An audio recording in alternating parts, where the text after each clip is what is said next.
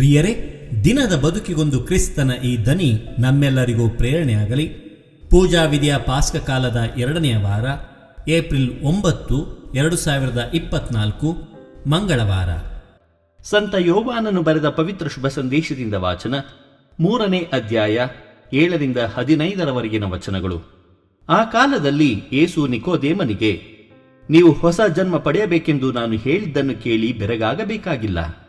ಗಾಳಿ ತನಗೆ ತೋಚಿದ ಕಡೆ ಬೀಸುತ್ತದೆ, ಅದರ ಸದ್ದು ನಿನಗೆ ಕೇಳಿಸುತ್ತದೆ, ಆದರೆ ಅದು ಎಲ್ಲಿಂದ ಬರುತ್ತದೆ, ಎಲ್ಲಿಗೆ ಹೋಗುತ್ತದೆ ಎಂಬುದು ನಿನಗೆ ತಿಳಿಯದು. ದೇವರ ಆತ್ಮನಿಂದ ಹುಟ್ಟಿದ ಪ್ರತಿಯೊಬ್ಬನು ಅದರಂತೆಯೇ ಎಂದು ಹೇಳಿದರು. ಅದಕ್ಕೆ ನಿಕೋದೇಮನು, ಇದೆಲ್ಲ ಹೇಗೆ ಸಾಧ್ಯ ಎಂದು ಕೇಳಿದನು. ಆಗ ಯೇಸು, ಇಸ್ರಾಯೇಲಿನ ಹೆಸರಾಂತ ಬೋಧಕನಾದ ನಿನಗೆ ಇದು ಅರ್ಥವಾಗಲಿಲ್ಲವೇ? ನಾನು ನಿನಗೆ ಸತ್ಯವಾಗಿ ಹೇಳುತ್ತೇನೆ ಕೇಳು. ನಮಗೆ ತಿಳಿದುದನ್ನೇ ಕುರಿತು ನಾವು ಮಾತನಾಡುತ್ತೇವೆ, ನಾವು ಕಂಡದ್ದನ್ನು ಕುರಿತು ಸಾಕ್ಷಿ ನೀಡುತ್ತೇವೆ. ಆದರೂ ನಮ್ಮ ಸಾಕ್ಷ್ಯವನ್ನು ನೀವು ಒಪ್ಪಿಕೊಳ್ಳಲು ಸಿದ್ಧರಿಲ್ಲ. ಭೂಲೋಕದ ವಿಷಯವನ್ನು ಕುರಿತು ನಾನು ಮಾತನಾಡಿದಾಗಲೇ ನಿಮಗೆ ವಿಶ್ವಾಸವಿಲ್ಲವೆಂದ ಮೇಲೆ, ಸ್ವರ್ಗಲೋಕದ ವಿಷಯವನ್ನು ಕುರಿತು ನಾನು ಮಾತನಾಡಿದ್ದಲ್ಲಿ ನೀವು ವಿಶ್ವಾಸುವುದು ಉಂಟೆ? ಸ್ವರ್ಗಲೋಕದಿಂದಲೇ ಇಳಿದು ಬಂದ ನರಪುತ್ರನೇ ಹೊರತು ಬೇರೆ ಯಾರೂ ಸ್ವರ್ಗಕ್ಕೆ ಏರಿ ಹೋದವರಿಲ್ಲ. ಮೋಶೆ ಮರುಭೂಮಿಯಲ್ಲಿ ಸರ್ಪವನ್ನು ಮೇಲಕ್ಕೆ ಏರಿಸಿದನು.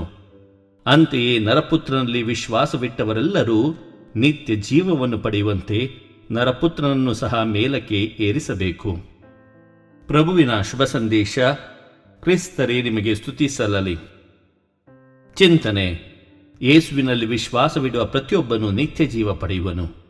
ಪ್ರಭು ಯೇಸು ಕ್ರಿಸ್ತರಲ್ಲಿ ಆತ್ಮೀಯರೇ, ನಿಕೋದೇಮನೊಂದಿಗೆ ಮಾತು ಮುಂದುವರಿಸಿದ ಯೇಸು, ನರಪುತ್ರನಲ್ಲಿ ವಿಶ್ವಾಸವಿಟ್ಟವರೆಲ್ಲರೂ ನಿತ್ಯ ಜೀವವು ಹೊಂದುವರು ಎಂದು ತಿಳಿಸುತ್ತಾರೆ.